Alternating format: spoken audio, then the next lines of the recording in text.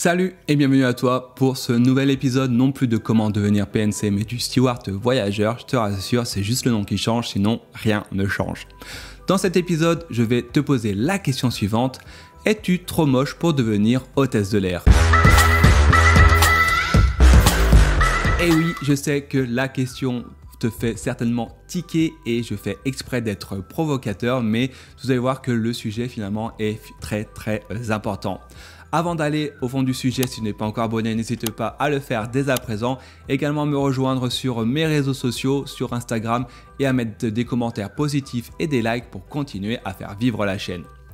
Aujourd'hui, comme je te l'ai dit, on va s'intéresser pour savoir si oui ou non tu es graphiquement optimisé pour devenir PNC. Je suis trop belle, ça m'émeut, ça me... Et pourquoi est-ce que je fais cet épisode? Parce que vous êtes très nombreuses et nombreux à m'envoyer des messages comme cela dans lesquels vous me posez la question de savoir si tel critère physique, si vous avez ci, si vous avez ça, vous permet de devenir PNC par rapport à votre taille, par rapport à des cicatrices, etc. Et moi je te retourne en question, est-ce que d'après toi cette personne ou bien encore moi, est-ce qu'on a le physique qu'il faut pour être PNC? Et ça, c'est vraiment très important de te poser réellement cette question car j'en ai un petit peu ras-le-bol de se dire qu'en 2023, on pense qu'une hôtesse de l'air doit faire 1m80 pour 50 kg et pour pouvoir être embauchée, c'est totalement faux. Du coup, pour répondre, on va diviser cette vidéo en deux grandes parties. Dans la première, on va remonter dans l'histoire pour découvrir les origines de ce mythe. Et dans la deuxième partie, on va décortiquer le vrai du faux, du mythe de la réalité, pour savoir finalement quels sont les vrais critères de physique, de taille, de poids, etc. pour devenir PNC.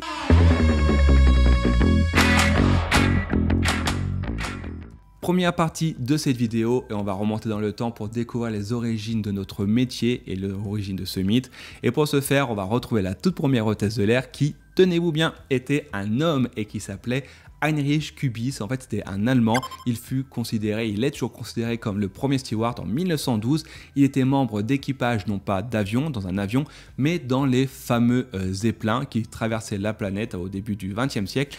Et il était également, pour l'anecdote, membre d'équipage dans le Zeppelin qui s'écrasa aux États-Unis dans le New Jersey, mais par son intelligence, il eut l'idée de sauter par la fenêtre lorsque le Zeppelin était assez proche du sol et donc du coup il survécut.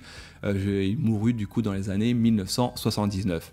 Pour trouver finalement la vraie première hôtesse de l'air, il faut aller un peu plus loin dans le temps, en 1930, pour trouver une femme qui s'appelle Helen Church et qui est passionnée d'aviation. Hélène, elle passe son brevet des pilotes, c'était l'une des rares femmes à le faire à l'époque et n'a qu'une idée en tête, c'est devenir commandant de bord. Évidemment, à cette époque, dans les années 1930, c'est juste impossible pour une femme d'accéder à ce poste, mais elle n'a vraiment que cette idée en tête et vraiment que cette envie. Du coup, qu'est-ce qu'elle fait? Elle va réussir à obtenir rendez-vous avec le numéro 1 de la compagnie aérienne BAT, qui s'appelait alors la Boeing Air Transport, et qui finalement plus tard se dénommera la United Airlines. Elle obtient un rendez-vous dans les années 30 avec le number 1, le grand directeur, et réussit à se faire embaucher afin de devenir non pas commandant de bord, mais membre d'équipage avec le statut d'infirmière. Pourquoi le statut d'infirmière? Tout simplement parce que l'aviation, à ce moment-là, l'aviation civile du moins, n'en est qu'à ses débuts. Et le fait d'avoir une infirmière, Hélène a dit que c'était bien pour les passagers, étant donné que ça allait les rassurer, étant donné que cela faisait très peur de prendre l'avion au début du XXe siècle.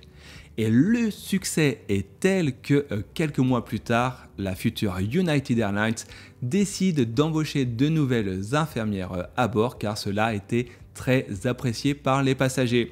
Et c'est également à ce moment-là que les premiers critères physiques firent leur apparition car pour la BAT, afin de devenir membre d'équipage, en plus d'être infirmière, il fallait mesurer 1m58 et peser maximum 52 kg et avoir 25 ans maximum. Et oui, les origines viennent de là.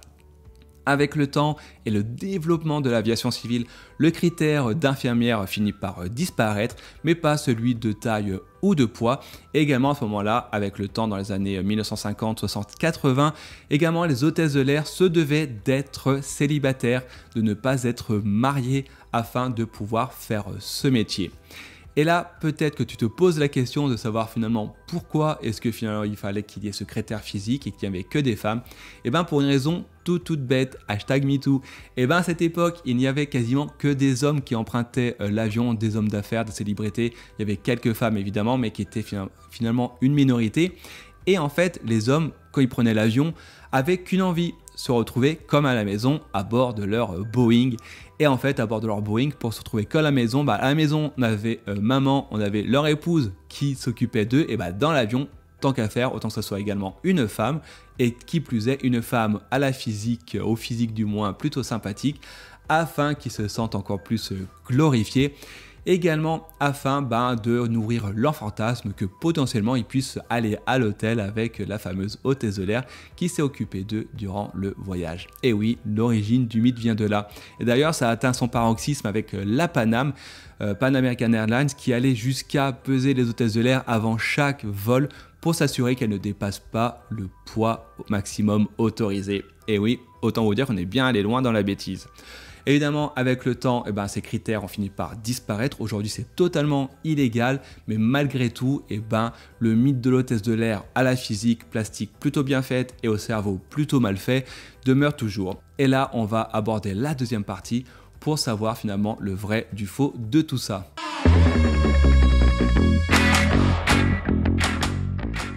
Deuxième partie, comme je te l'ai dit, on va décortiquer le vrai du faux, le mythe de la réalité pour finalement savoir si oui ou non il y a un physique idéal pour devenir hôtesse de l'air ou steward. On va commencer avec la taille. La taille dans la tête des gens, dans la tête des passagers ou des futurs PNC, il faut être assez haute en hauteur, faire 1m70, 75, c'est plutôt pas mal. En fait, c'est pas du tout, mais alors pas du tout ça la réalité des choses. Alors pour ce faire, je suis allé sur le site des compagnies aériennes. Par exemple, j'ai pris Emirates. Au minimum, il faut faire 1m60 et pouvoir atteindre les 2m12 en hauteur, donc avec les bras levés. Chez EasyJet, il faut faire au minimum 1m57 et au maximum 1m90. La même chose chez British Airways. Et par exemple, pour la compagnie nordique SAS, il faut également faire entre 1m60 et 1m90. Au final, dans mes recherches, la seule compagnie aérienne, et je savais qu'elle le faisait comme discrimination, c'est Thai Airways, donc compagnie nationale thaïlandaise, qui impose donc une taille minimum comme les autres, 1m60, mais dans sa candidature, dans son offre d'emploi, il est également écrit que le poids doit être en proportion avec la taille. Donc grosso modo, chez Thai, si tu as des bourrelets, tu peux passer ton chemin, va plutôt à côté, voir si tu as de la chance de te faire embaucher. Donc comme je vous l'ai souvent dit, dans les compagnies asiatiques, ils jouent beaucoup sur le physique des hôtesses. Une nouvelle fois, ça nourrit le fantasme des passagers. Malheureusement, ça fonctionne, la preuve. Mais bon, comme vous voyez, si vous êtes dans le monde occidental, entre guillemets, cela fonctionne même si vous n'êtes pas vous n'avez pas le physique, le poids du moins en hauteur avec votre taille.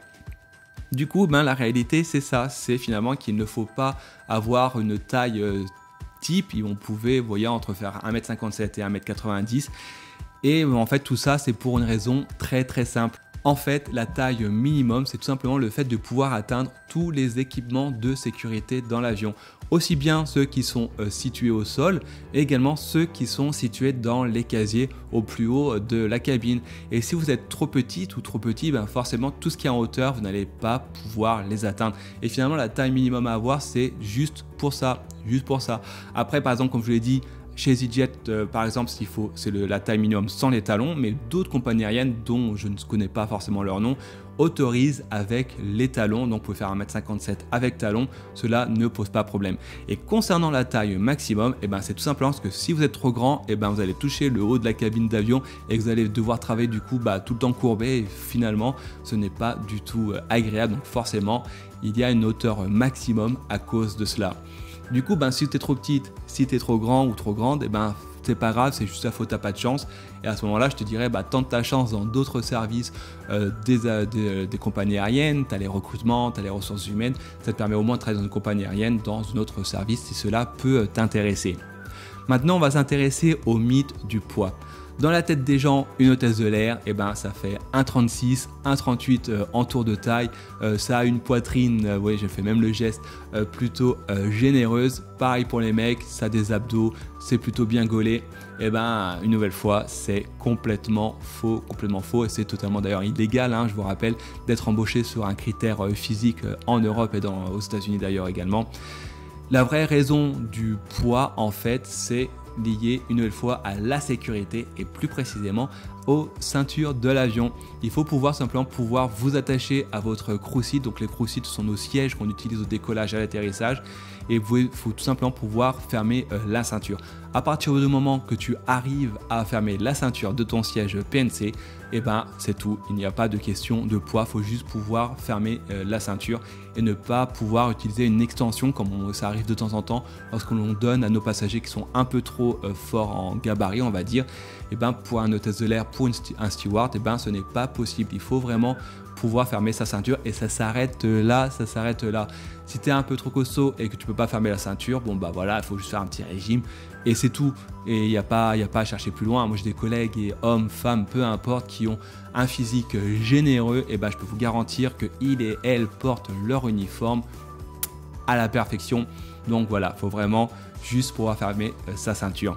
Et enfin, la dernière question qu'on me pose souvent, c'est lié au visage, à la beauté. Et finalement, moi je me pose la question, c'est quoi la beauté? Est-ce que c'est subjectif, c'est objectif? Moi j'aurais plutôt tendance à penser que c'est subjectif. Donc on m'a souvent demandé que beaucoup souvent on pense que le PNC, il faut avoir la police, pas avoir de boutons, pas avoir de rougeur, pas avoir de cicatrices, etc. etc. Une nouvelle fois, ça relève du mythe. La réalité des choses, c'est que oui, tu peux avoir des boutons. Une nouvelle fois, la seule chose qui sera importante, c'est que ces aspects physiques ne portent pas atteinte à la sécurité des vols. Et c'est tout. Voilà, c'est tout. Tu peux avoir des lunettes, du moment que ça corrige ta vue, il n'y a aucun problème. Tu peux avoir une cicatrice, écoute, c'est pas grave. Harry Potter, il a aussi une cicatrice, il a quand même trouvé une copine, etc. Les dents, c'est pareil, tu peux avoir une dentition un petit peu pourrie, pas forcément avoir les dents droites, ce n'est pas grave du tout. Une nouvelle fois, la beauté, je répète, c'est subjectif, ce n'est pas objectif. Donc à partir de là, il n'y a aucun problème pour postuler. On arrive quasiment à la fin de cet épisode. Pour résumer, tu comprendras que non, tu n'es pas trop moche pour devenir hôtesse de l'air et steward. Il faut t'enlever de la tête le fait qu'il y ait encore en 2023 des critères physiques. Si tu ne veux pas travailler en Thaïlande, tant mieux pour toi. À ce moment-là, il n'y a pas de critères physiques, il n'y a pas de critères d'âge non plus, c'est interdit. Et il n'y a pas de critères de taille du moment que tu es dans la norme, entre guillemets, pour atteindre les équipements de sécurité. Et c'est juste ça, juste ça. J'espère que cet épisode t'a plu. Une nouvelle fois, si c'est le cas, n'hésite pas à t'abonner, à me rejoindre sur les réseaux sociaux. En attendant les prochains épisodes, je te souhaite une bonne journée et je te dis à très bientôt.